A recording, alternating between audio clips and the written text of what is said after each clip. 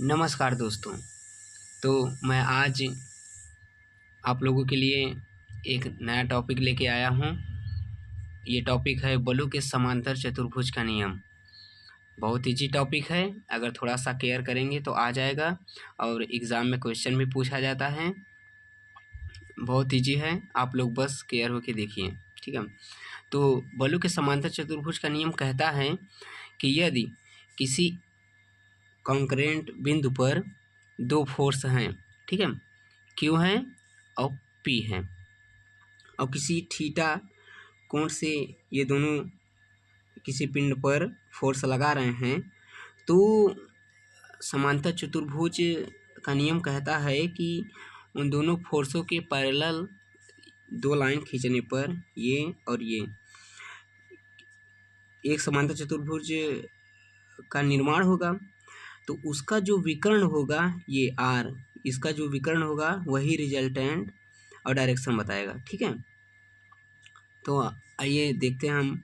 ये जो Q है इसको हम ला के यहाँ कर दिए और जो P है फोर्स इसको ला के यहाँ कर दिए, ठीक है? उसके बाद इसके पैरेलल यहाँ लाइन खींच दिए, इसके पैरेलल यहाँ लाइन खींच दिए। तो मैग्नीट्यूड तो दोनों का समान होगा। अगर ये P है तो ये भी P और ये Q है तो ये भी Q, क्योंकि आपको पता है कि समांतर चतुर्भुज के आमने सामने की भुजाएं बराबर होती हैं। तो ये Q तो ये भी Q, ये P तो ये भी P, ठीक है? उसके बाद हम क्या करते हैं, एक यहाँ से एक परपेंडिकुलर रेखा खींचते हैं, इसको आगे बढ़ाते हुए, और ये समकोण त्रिभुज का निर्माण करते हैं। ये देख रहे हैं आप लोग, ये समकोण त्रिभुज का निर्माण ACD, ठीक है? ऐसे कर लेते हैं। उसके बाद आइए हम सबका वैल्यू लिख लेते हैं। तो हमने लिखा है AB P है, ठीक है? AB की लंबाई कितनी है? P है। AB की लंबाई P है। उसके बाद हमने लिखा है AEQ है, AEQ है, ठीक है? पता चल रहा है AEQ है। उसके बाद AD देखिए क्या है? R है। AD R है, यही तो मैग्नीट्यूड और डायरेक्शन बताएगा, ठीक है? रिजल्टेंट। और ये BC आप लोगों को दिख रहा है, BC Q cos थीटा है और DE यहाँ देखिए, DE क्या है? Q sin थीटा है, ठीक है? अब आप लोग सोचेंगे कि ये BC equal to Q cos theta या DE equal to Q sin theta कहाँ से आया? तो आइए हम यहाँ से देखते हैं। आपको पता है जब कोई फोर्स इंक्लाइंड होता है तो हम उसका क्या करते हैं? घटक करते हैं। तो जब घटक करते हैं तो क्या होता है कि जैसे कि हम देखते हैं ये Q है, ये इंक्लाइंड है, किसी थीटा कोण पर झुका हुआ है, तो हम क्या कर देते हैं? इसका घटक कर देते हैं। तो जो बेस के साथ होता है, जो थीटा के साथ होता है वो कॉस थीटा होता है, और जो परपेंडिकुलर होता है वो क्या होता है? साइन थीटा होता है। तो हम ये जो Q फोर्स है इसका हमने क्या कर दिया? घटक कर दिया। तो ये Q cos थीटा और Q sin थीटा में टूट गया, ठीक है? तो यहाँ देखिए ये Q है, ठीक है? तो जब इसका यहाँ से घटक करेंगे तो ये जो लाइन है ये B, ठीक है? यहाँ से देख रहे हैं आप लोग, B इसकी लंबाई क्या हो जाएगी? Q cos थीटा देख रहे हैं आप लोग। और ये जो है ये यहाँ, इसको यहाँ कर दिए, ठीक है? तो ये क्या हो जाएगी? Q sin theta.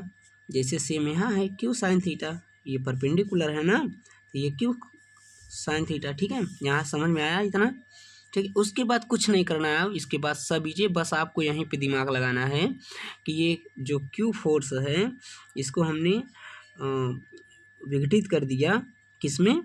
Q cos theta में, Q sin थीटा में, ठीक है? जो आप लोगों को पता होगा जब कोई फोर्स इंक्लाइंड होता है तो वो विघटित हो जाता है Q cos थीटा में, Q sin थीटा में, ठीक है? वही किए हैं सेम। उसके बाद हमने सभी का लेंथ लिख दिया है जो हमें आवश्यकता थी, ठीक है? उसके बाद आइए, इसके बाद हम देखते हैं कि त्रिभुज ACD में, त्रिभुज ACD में, आइए देखते हैं कहाँ है त्रिभुज ACD। ACD, ये बड़ा वाला त्रिभुज दिख रहा है आपको, ACD, ठीक है। ACD में आइए देखते हैं पाइथागोरस प्रमेय से। पाइथागोरस प्रमेय से आप लोगों को पता है पाइथागोरस प्रमेय क्या है। हमने लिखा AD स्क्वायर बराबर क्या होता है, AC square plus DC square. पता है आप लोगों को AD स्क्वायर बराबर AC square plus DC square. Hindi में भी लिख देते हैं, कर्ण का स्क्वायर बराबर लंब का स्क्वायर प्लस आधार का स्क्वायर, यही होता है, ठीक है। तो वही सेम हमने लिखा है। अब देखिए सेम वही AD स्क्वायर वैसे ही लिख दिए, प्लस यहाँ देखिए हमने AC को दो भागों में अलग अलग कर लिया, ठीक है। यहाँ देखिए चित्र में देखिए, ये जो है AC है, AC, ठीक है। यहाँ से AC को दो भागों में बांट लिए हैं, AB प्लस BC, ठीक है। तो वही देखिए सेम वही किए हैं, AC को दो बराबर भागों में बांटे हैं, AB मतलब बराबर नहीं, सॉरी, AC को दो भागों में बांट लिए हैं, AB प्लस BC, पूरे का होल स्क्वायर है, पूरे का whole square plus CD square, ठीक है। उसके बाद क्या करते हैं, हमको पता है AD स्क्वायर बराबर होता है, यहाँ हमने निकाला है AD स्क्वायर बराबर क्या, R है, तो R स्क्वायर लगा है तो स्क्वायर, ठीक है, बराबर AB की लंबाई कितनी है हमने निकाला है, AB की लंबाई कितनी है, P है, तो P लिख दिए हैं, प्लस BC हमने यहाँ से निकाला है, देखिए BC कितनी है, Q cos थीटा, तो Q cos थीटा। उसके बाद पूरे का होल स्क्वायर, तो पूरे का होल स्क्वायर हमने लगा दिया है, प्लस जैसे ये प्लस है, CD देखिए, CD हमने कितना निकाला है, CD कहाँ है भैया, CD क्या है, Q साइन थीटा, तो CD Q साइन थीटा, पूरे का होल स्क्वायर है तो होल स्क्वायर, ठीक है। उसके बाद आइए यहाँ देखते हैं R स्क्वायर वैसे ही प्लस P स्क्वायर प्लस, यहाँ देखिए A प्लस बी के होल स्क्वायर से खोल देते हैं, A प्लस बी का होल स्क्वायर, आप लोगों को पता ही होगा क्या होता है, A square plus B square plus 2AB, ठीक है। तो यहाँ देखिए A स्क्वायर यानी P square plus Q square, ये A स्क्वायर प्लस B का मतलब ये पूरा, ठीक है, Q square plus cos square theta, ठीक है। ये हो गया A square plus B square plus 2A की जगह P है और B की जगह क्या है, Q cos थीटा, तो हमने लिख दिया Q cos theta, A square plus B square, A square plus B square plus 2AB, ठीक है, हो गया 2AB। उसके बाद ये जैसे लिखा है वैसे होल स्क्वायर खोलते हुए Q square sine square theta, इतना समझ में आया। आइए आगे देखते हैं, ये R स्क्वायर वैसे ही, उसके बाद हमने क्या किया, P स्क्वायर वैसे ही। उसके बाद इसमें देखिए आप लोग ध्यान से, इसमें और इसमें हमको क्या कॉमन मिल रहा है, Q स्क्वायर, तो हमने Q स्क्वायर इन दोनों में से Q स्क्वायर यहाँ अलग कर लिया, बचा क्या, sine square theta cos square theta, sine square theta plus cos square theta. उसके बाद प्लस ये जैसे लिखा है वैसे 2PQ कॉस थीटा, ठीक है। उसके बाद हमने क्या किया, R स्क्वायर बराबर ये हमने कर लिया। उसके बाद देखिए हम लोग जानते हैं वी नो दैट कि sine square theta plus cos square theta बराबर क्या होता है, 1 होता है, ठीक है। तो हमको इसकी जगह क्या रख देना है, पूरा 1 रख देना है। तो आइए लिख देते हैं, R स्क्वायर थीटा बराबर P square plus Q square plus 2PQ cos theta, यही बचा इसकी जगह 1 लिखने पर।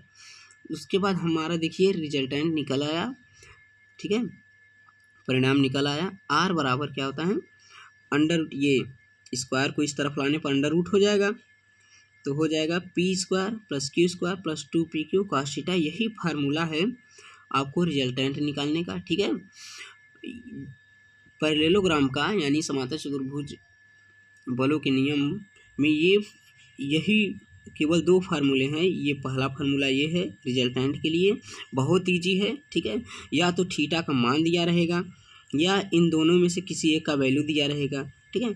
इसमें देखिए 4 अननोन रहते हैं, ये देखिए R निकालना होगा या P निकालना होगा या Q निकालना होगा या फिर थीटा निकालना होगा, 3 दिया रहेगा, आपको 1 निकालना होगा, बस यही फार्मूला लगाइए, आपका जस्ट आंसर आ जाएगा। ठीक है, उसके बाद अब फोर्स है, फोर्स वेक्टर क्वांटिटी है, तो अगर उसका रिजल्टेंट है तो डायरेक्शन भी होगा।